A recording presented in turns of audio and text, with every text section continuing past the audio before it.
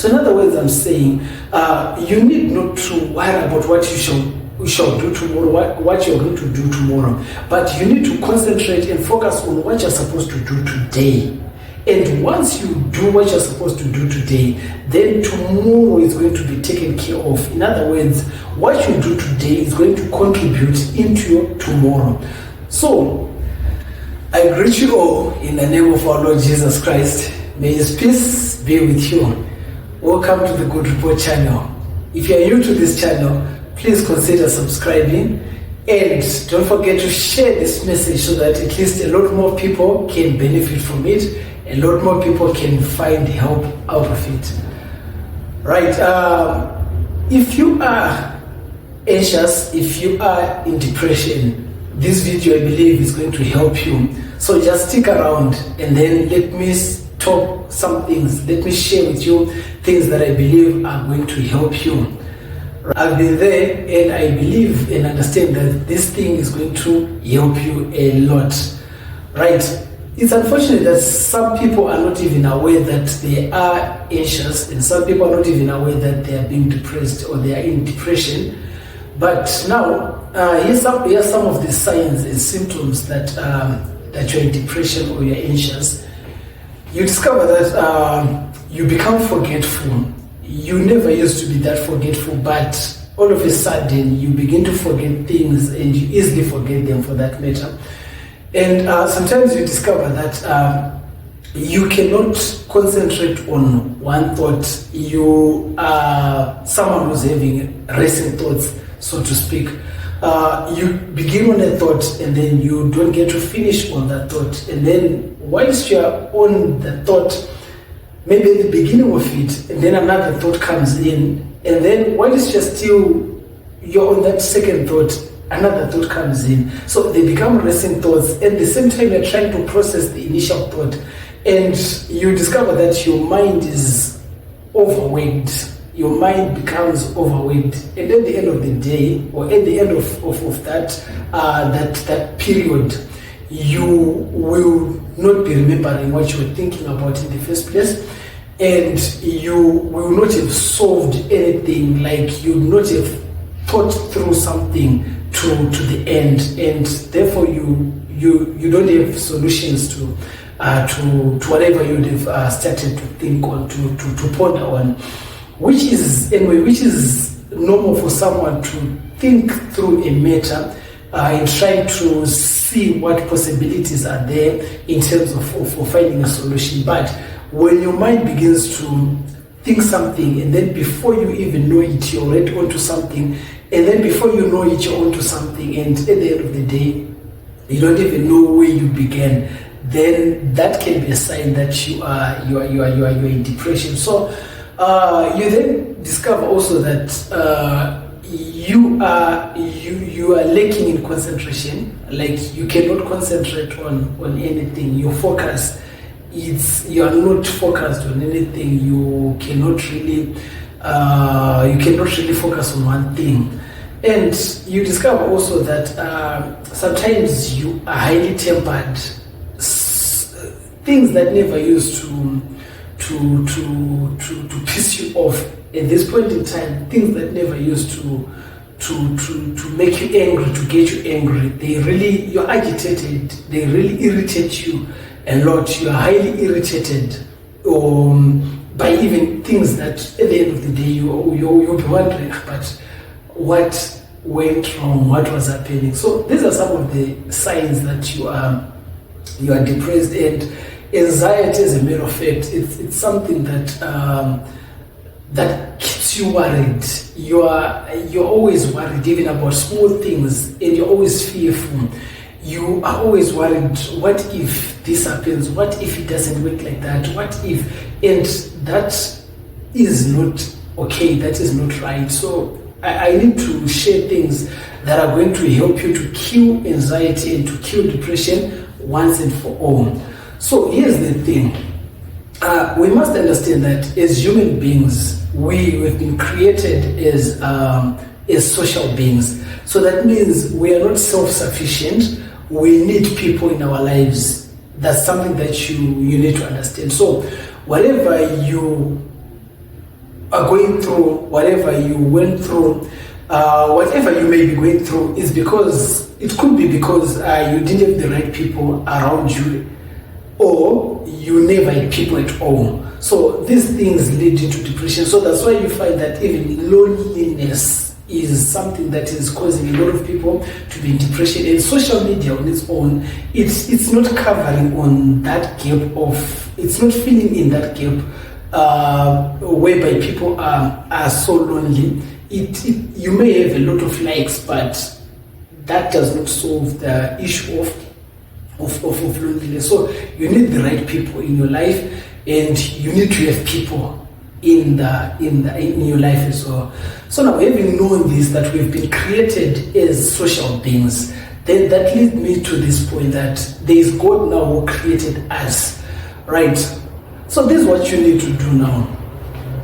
Having known that there is God, and having known that He has created you as a perfect image, He has created you for a purpose. That means He has good plans for you. He knows how He wants your life to be like, and He says in His word that His plans are so perfect for us, and that means it's also perfect for you. So, and I've read it's in some place where it says He has given grace to each individual according to the gifts that He has given to the people. So that means, as a human being, you have gifts, you have grace that is sufficient, right, to take you through what you're supposed to fulfill here on earth. So you must know that you have a purpose. So having known that you have a purpose, you must also understand that you have to fulfill that purpose. And God is the one who is the author and finisher of everything. So now we need to trust in this Maker. He made us, and He made us to be functional in certain ways. He made us to be good in certain things, and He has given us the abilities, the grace to be able to do certain things. So now, having said that, the thing is, you need to trust Him. That's the most important, most foundational thing that I can say. You need to trust God, that He loves you, He knows you, He cares for you, and He has a plan for you, and the plans are good. So having understood this foundation, then we need to, having understood this foundation and knowing that we need to trust in Him, then that leads me to more things that I can say. Like for example, having trust in God would also require you to trust in the finished works of Jesus Christ. So Jesus Christ died on the cross, and on the third day He rose. And by rising from the dead, it means He defeated everything. So once you understand also that He defeated war, He defeated everything that's against you, He defeated everything that tries to hinder you from achieving the best that you should achieve. Remember, you ought to achieve the best things in your life, and the best thing in life, not relative to any other person, but relative to probably the plan of God. So we have to now measure by the plan of God, the initial plan of God for your life, not other people's plans or what other people are doing. So now, having understood that Jesus Christ overcame it for you, then we know then that He said in some place in the scriptures, He says you need not to worry about what you shall eat, what you shall drink, or what you shall wear. He meant that, and He knew that today's work, what we're supposed to do today, is sufficient. It's enough for us to be having a lot to do. So in other words, I'm saying you need not to worry about what you shall do tomorrow, what you're going to do tomorrow, but you need to concentrate and focus on what you're supposed to do today. And once you do what you're supposed to do today, then tomorrow is going to be taken care of. In other words, what you do today is going to contribute into your tomorrow. So here is something that you need to know. I said we are social beings. So just to bring this home, right, if you are doing good for other people today, you must know and understand that this is a seed that you're planting. And when you're planting a good seed, God is a rewarder. He's going to make sure that people are going to be there for you in times of trouble. And it does not mean that bad times never happen to people. No, it's not even the case. But when you trust God and when you know that you've been doing good and you've been doing good for sure, you must trust God that He will not allow a test that's going to be bigger than what you can handle. And you must also trust God that He has people around you that are going to see you through that.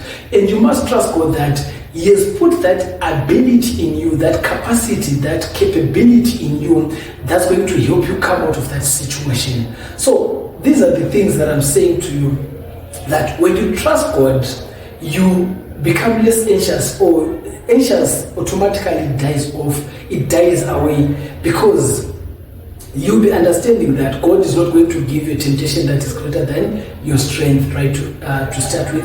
And then you also understand that He has people around you that are going to help you come out of that situation. As long as you've been doing good to them, you may not know who exactly is going to help you, is going to be there for you, but there is someone God is placing in your life, someone God is sending in your life, someone God is putting in your life wherever you are that's going to help you. You may be looking too far, and there are people around you probably that you may not even be thinking that they are ready to help you, but they are there to help you.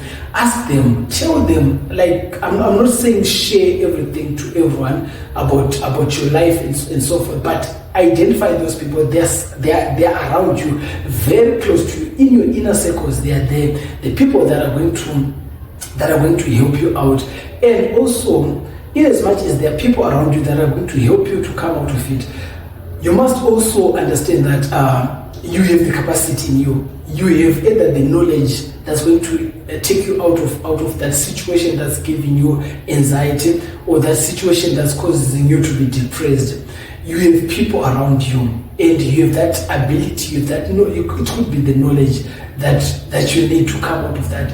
It could be a skill. You have a skill, certainly you have a skill that's going to help you to come out of that situation. So the moment you get to know that no matter what bad may happen in your life, you have the capacity, you have it in you, you have something in you, you have the solution in and around you that's going to help you to come out of it, then you won't have to worry about bad situations, even if they are to happen. And you don't have to worry about bad situations, even if they are to happen. And also, you must understand that what you think is the worst that could ever happen is only based on your fears. There's something that I need you to understand, and I'm going to repeat it. I'm just going to repeat it for your sake. You must understand that whatever the worst that you think would happen, that you think that you think is the worst that could ever happen, it's not even the worst. It's not even the worst that could ever happen to you. You need to understand this. And the worst that you think could happen to you, it's only based on your fears. It's based totally on your fears, and it's not even what God would allow for you to go through. And God will not allow you to experience the worst that you can never have. He will not allow you, because the worst thing anyway that you need to understand that can happen to someone is to be separated from life. But God is not going to allow you to be separated from life. So this is the message that I have for you. I hope it's going to make you see that there is hope in life, because hopelessness also it's another symptom that people have when they are going through depression or when they are going through anxiety. So you must understand that there is hope for you to come out of any kind of situation. There's hope for you to come out of it, and you don't even need to worry about it. Start sowing the good seed today, the seed that's going to give you good fruit in the future. And once you sow good seeds today, you must be rest assured that you're going to reap good fruit. So there is nothing to worry about. There's no reason for you to worry about having thorny trees when you are sowing apple seeds. So the kind of seed that you're sowing today is certainly going to be fruitful, and it's going to give you a fruit that you are going to either enjoy or that you're not going to enjoy. So I hope you understand that anxiety is not part and parcel of our livelihood. We not need to be worried about tomorrow. Just let's focus on today. Let's do what we're supposed to do today. And when we do right today, when we do good today, then our tomorrow is certainly going to be better than our today. And sow your seed. Never tire to sow your seed in the morning. Never tire to sow your seed in the evening. For you do not know which one is going to prosper. So when you continue to do good, just continue to do good until you begin to realize the fruits of your labors. I hope this video is going to help you, and trusting God is certainly going to kill everything. It's everything that's got to do with anxiety, that's got to do with depression.